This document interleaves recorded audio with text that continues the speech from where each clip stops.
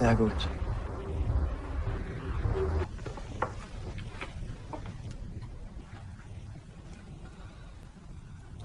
Halo, selamat datang kembali di channel kesayangan kita. Dengan siapa lagi kalau bukan Zona Visual. Seperti biasa, di sini kita kembali di konten alur film, di mana kali ini kita akan membahas film drama asal Prancis yang berjudul Young and Beautiful. Film ini berkisah tentang pengalaman seorang cewek cantik muda bernama Isabelle yang waktu itu baru saja berusia 16 tahun. Tidak seperti cewek seusianya yang mulai memikirkan masa depan, Isabelle justru malah terobsesi dan terjerembab ke dalam dunia perwik-wikan. Di mana semua itu bermula ketika Isabelle merasa penasaran bagaimana rasanya wik-wik dengan seorang cowok. Lalu bagaimana kisah lengkapnya? Dimohon untuk segera kegoleran, menyiapkan termos, kopi, gorengan, sepatu bot, karena setelah ini kita masuk ke pembahasan. Tapi sebelum membahas lebih lanjut, saya ingatkan untuk terus support channel ini dengan subscribe, like, dan berikan tanggapan kalian di kolom komentar. Jika sudah, tanpa banyak ngobrol lagi, mari kita masuk ke cerita. Cerita berawal di musim panas ketika Isabelle dan keluarga besarnya sedang berlibur di wilayah dekat pantai. Terkait soal keluarga, rupanya Isabelle terbilang cukup akrab dengan adik laki-lakinya yang bernama Victor. Bahkan sesekali Victor tak sengaja pernah melihat kakaknya itu sedang masturbasi dan ia juga sering melihat Isabelle tak berbusana. Sehari sebelum itu nampaknya Isabelle baru saja berkenalan dengan seorang cowok asal Jerman yang bernama Felix.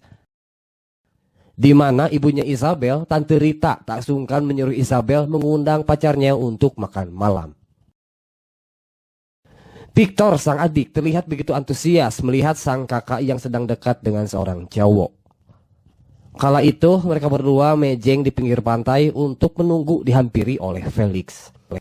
Tak lama dari situ mereka dihampiri oleh Felix dan di situ juga Felix mengajak Isabelle untuk menghadiri sebuah pesta yang diadakan di malam hari. Tibalah malam hari saat dimana Isabelle sedang bersiap-siap untuk berkencan bersama Felix. Sesuai dengan janji, akhirnya ia dan Felix pun bertemu, namun mereka tak jadi datang ke pesta dan sedikit jajan-jajan di tukang bajigur. Lalu setelah ini mereka berdua mencari spot-spot yang agak sepi dan terjadilah momen yang paling dinanti oleh Isabelle, di mana ini menandakan pertama kalinya ia merasakan digejerat oleh seorang lelaki.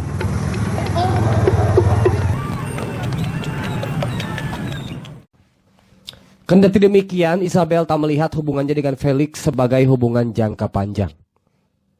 Hal ini terbukti dikala Isabelle malah bersikap acuh terhadap Felix yang saat itu sedang menghampirinya.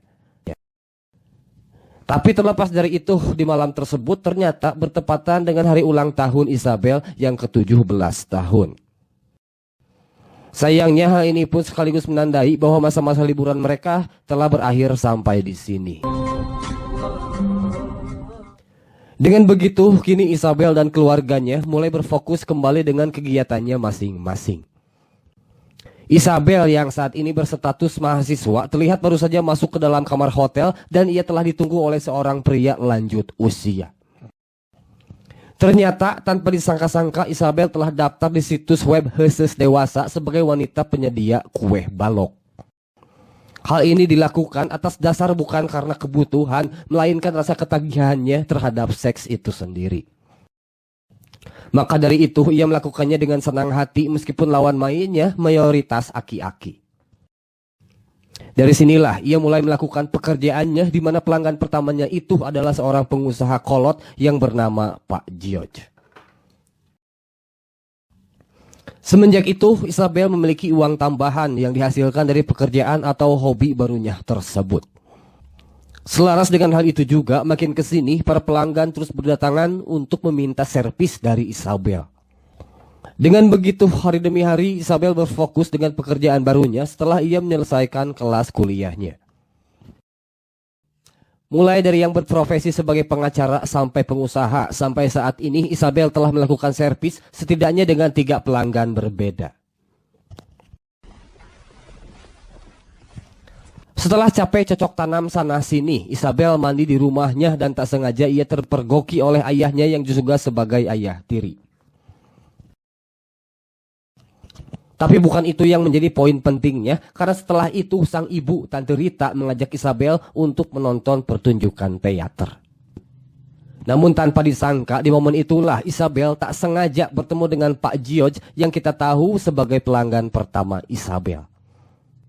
Dan karena ini juga Pak George mengirimkan sebuah SMS yang meminta Isabel untuk bertemu di hotel tempat pertama kali mereka mantap.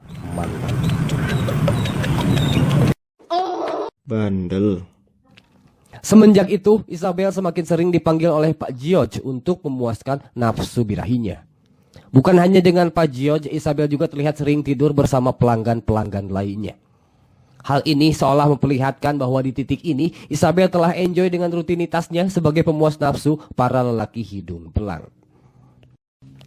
Dari kesekian lelaki yang dilayani olehnya, Isabel terlihat merasa paling enjoy apabila datang giliran untuk melayani seorang Pak George.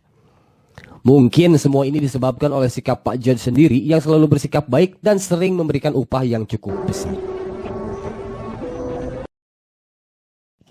Kala itu mereka berdua kembali bertemu di hotel dan di kamar yang sama untuk melakukan rutinitas seperti biasa.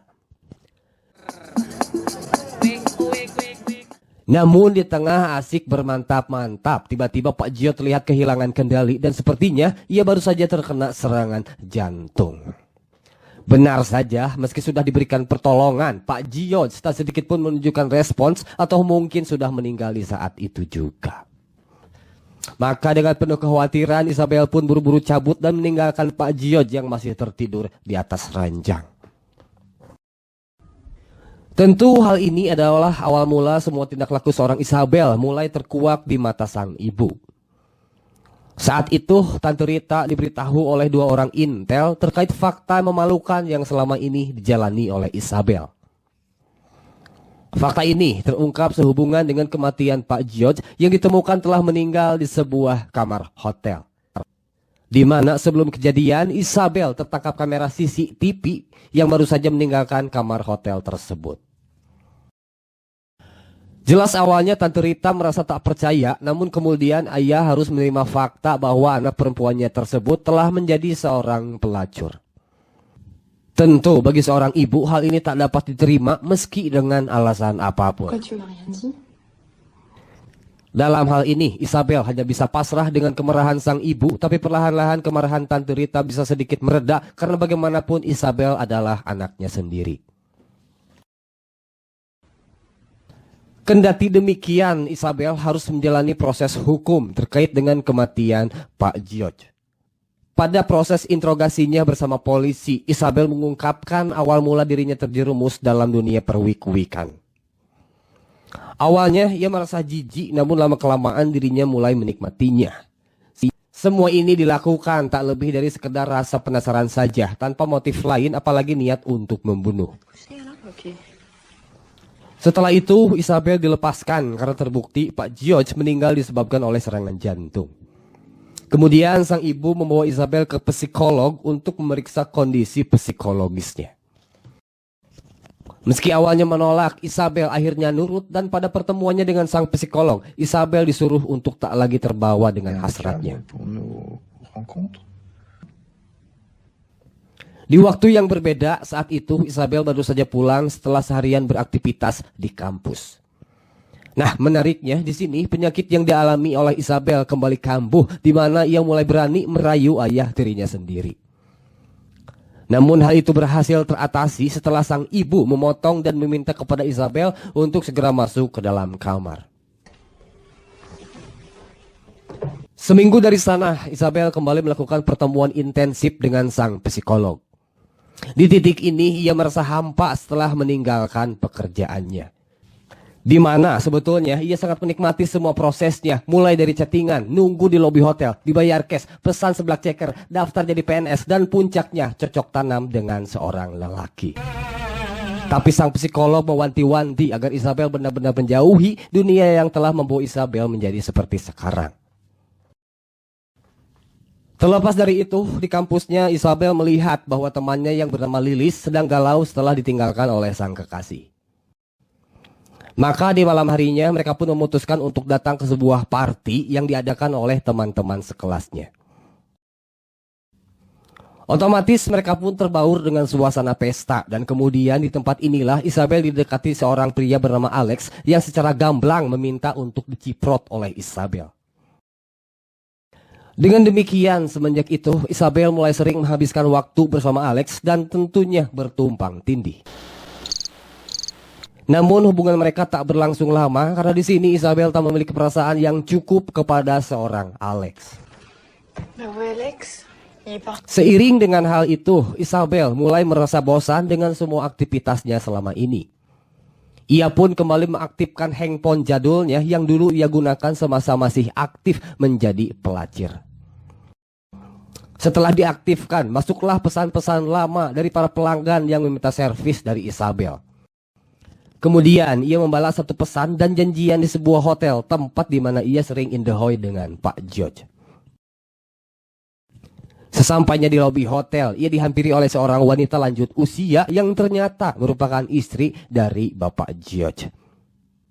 Di mana wanita ini hanya ingin sekedar mengetahui bagaimana sosok wanita yang sering ditiduri oleh mendiang suaminya. Selanjutnya mereka masuk ke dalam kamar tempat di mana Isabel dan Pak George biasa bermantap-mantap. Setelah Isabel bercerita apa yang pada saat itu telah menimpa Pak George, mereka berdua pun berbaring di atas ranjang.